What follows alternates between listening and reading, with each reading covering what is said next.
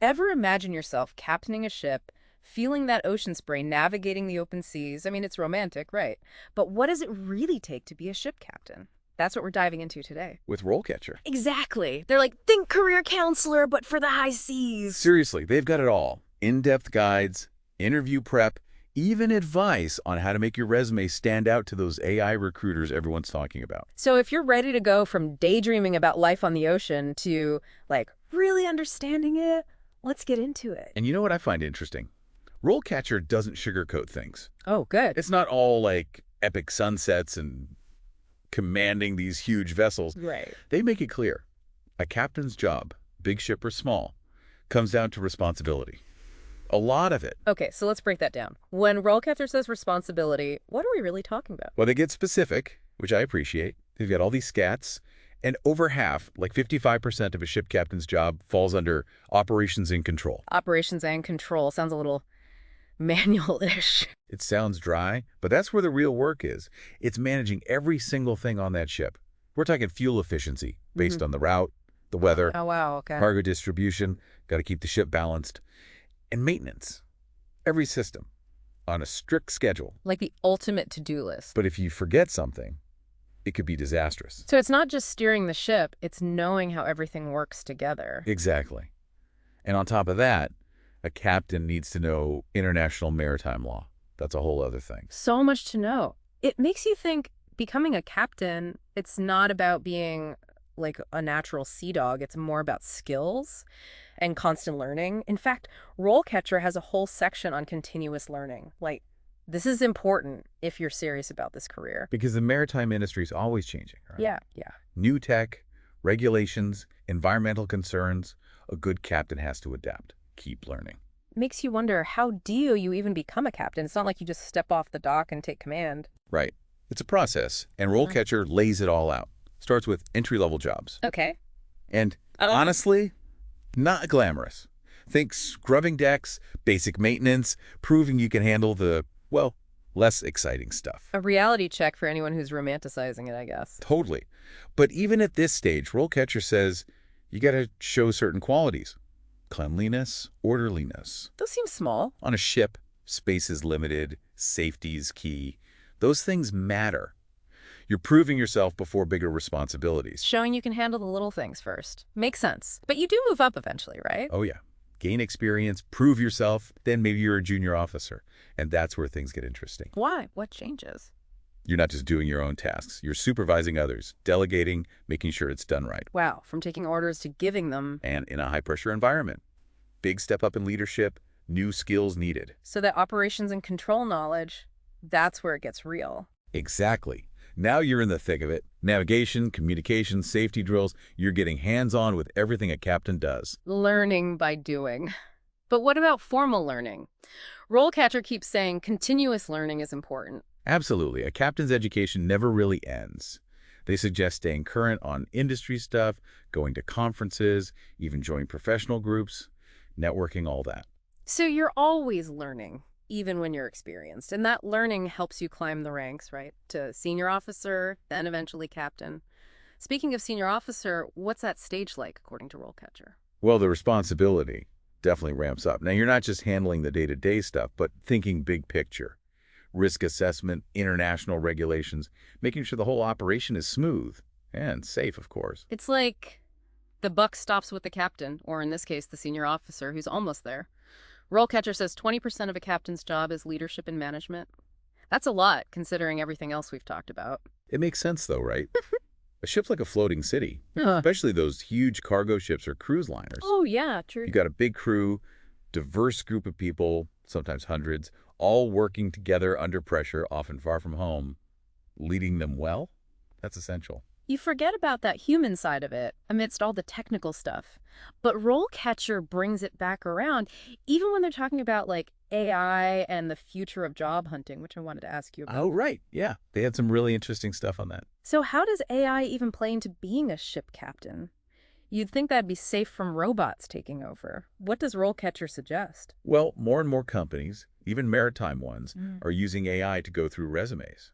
Really? Yeah, so you could be a fantastic sailor, tons of experience, but your resume still has to impress the algorithms. It's like You have to be a tech person and a sailor now? In a way, yeah. That's where RoleCatcher's tips are helpful, like tailoring your resume to each job description, using the right keywords. Speaking the algorithm's language. Exactly. And they even suggest highlighting skills that AI recruiters love. Things like problem solving, adaptability, decision-making under pressure. Makes sense, given everything we've said about the job. But it's wild. You have to not just have the skills, but write them out so a machine gets it. It's the future, right?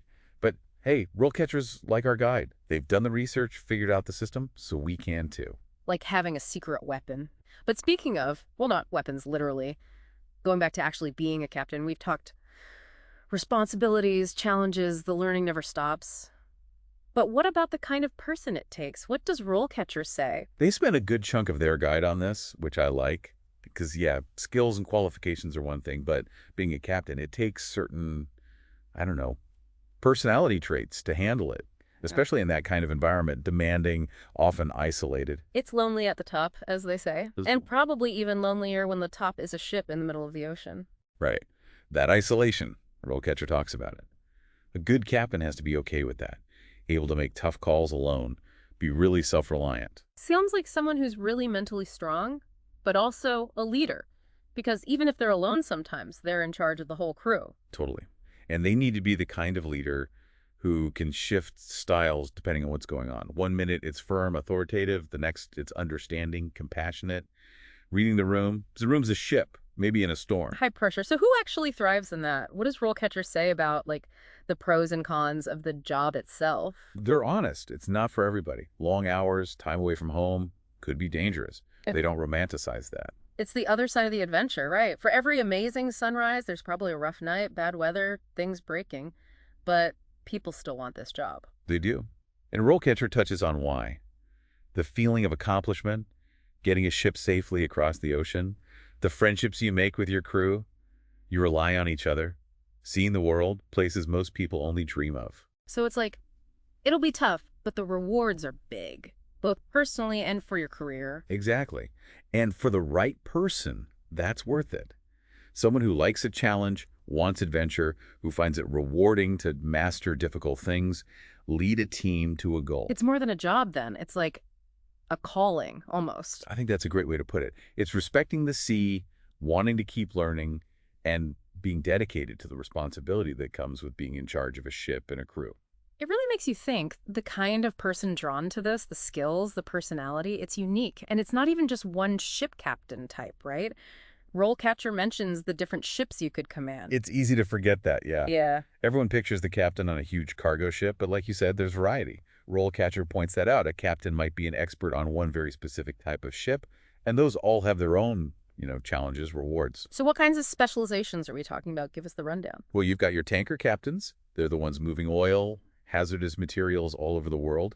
Oh, so that's a whole other level. Huge responsibility. Right. They need to know those substances inside and out, all the safety stuff, and have the nerves to handle those massive ships, sometimes in really rough waters. High pressure. Different kind of pressure than, say, a cruise ship captain, I imagine. Those are the ones responsible for thousands of passengers, right? Exactly. That's like you're the mayor of a floating city at that point. Right. Entertainment, logistics, medical stuff, security, everything. And then on the other end of the spectrum, are there captains who specialize in smaller ships? Oh, absolutely. You've got research vessels. Those are doing scientific work. Or ships for offshore drilling. Lots of options. So same core skills, navigation, and all of that, but applied so differently depending on the ship. Exactly. And that's what makes RoleCatcher's focus on adaptability and learning so important. A good captain is always pushing to learn more, new technology, new regulations, even just understanding a specific kind of cargo better, or a certain route. So it's not just about becoming a captain, it's about always becoming a better captain, it sounds like. That's a great way to put it. The journey never really ends, which I guess is fitting when you're talking about the ocean, right? Right. And speaking of journeys, we're kind of on the edge of a new one, aren't we? With technology, all this talk of automation, AI, how does that impact ship captains? That's the big question, isn't it? RoleCatcher brings it up, but they don't have all the answers because no one does yet. Will captains be more like, I don't know, overseers of automated systems someday? Instead of hands-on? Maybe. Or will that human element, the judgment and experience, will that always be needed no matter how advanced things get. It's kind of exciting to think about. Huh. A little unnerving, but exciting. Well, this has been fascinating. I've learned a lot. It's not every day you get to go this deep into the world of ship captains. It really is a unique job, full of challenges, but like we said, the rewards are there too. Definitely. And thanks to RoleCatcher, anyone listening who's now thinking, hey, maybe this is for me, they've got the resources to figure out that next step. Exactly. They've done a lot of the work already, gathering the information, the advice. It's all there for the taking. Well, that's all the time we have for today's deep dive. Until next time. See you then.